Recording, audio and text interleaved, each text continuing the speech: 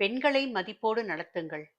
பெண்களிடம் உள்ள மகத்தான ஆற்றலை அவர்கள் அரிதே பயன்படுத்துவர் என கூறிய ஸ்ரீ கிருஷ்ணன் விளக்கும் எளிய கதை. நாம் எல்லோரும் கிருஷ்ண பரமாத்மாவை வணங்குகிறோம். ஆனால் கிருஷ்ணரும் யாரையோ அனுதினமும் வணங்குகிறார். யாராக இருக்கும்? வியப்பாக இருக்கிறதல்லவா? கள்ள கிருஷ்ணனின் இந்த ரகசிய செயலை கண்டுபிடித்தது வேறு யாரும் இல்லை, கிருஷ்ணனின் மனைவி ருக்மணிதான் இதை கண்டுபிடித்தார்.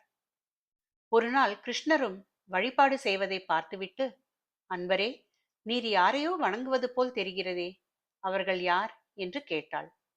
கிருஷ்ணர் கொஞ்சமும் தயங்காமல் பதில் சொன்னார். நான் கையெடுத்து கும்பிடுவது யாரை என்றால், பதிவிரதா விரதம் அனுசரிக்கும் கற்பு கரசிகளை. உலகில் வேறு எங்கும் இல்லாத ஒரு அணுகுமுறை இந்து மதத்தில் மட்டும் உண்டு. சாஸ்திரத்தில் சொல்லப்பட்ட எல்லா விஷயங்களையும் 3 வகையில் அனுஷ்டிக்க வேண்டும்.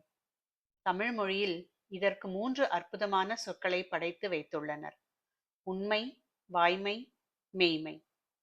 இந்த 3 உறுப்புகளாலும் வேறு ஒரு ஆடவனை நினையாது கணவனை மட்டுமே தெய்வம் போல கருதுபவர்களைத்தான் ஸ்ரீகிருஷ்ணன் வணங்குகிறான்.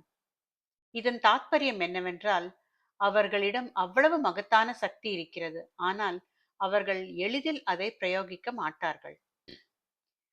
அதற்கு உதாரணமும் சொல்கிறார் பரந்தாமன்.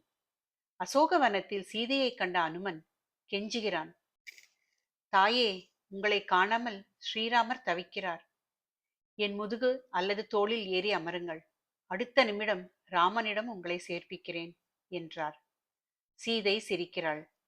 என் கற்பின் ஆற்றலால் 7 புவனங்களையும் எரிக்கும் ஆற்றல் எனக்கு உண்டு.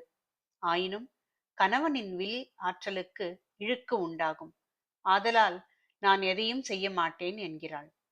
எனக்கும் தெரியும், ராவணன் வதம் என்பதே ராமாவதாரத்தின் நோக்கம் என்றாள் சீதை. பெண்களை மதிப்போடு நடத்துங்கள். பெண்களிடம் உள்ள மகத்தான ஆற்றலை அவர்கள் அரிதே பயன்படுத்துவர் என முடித்தான் கிருஷ்ணன்.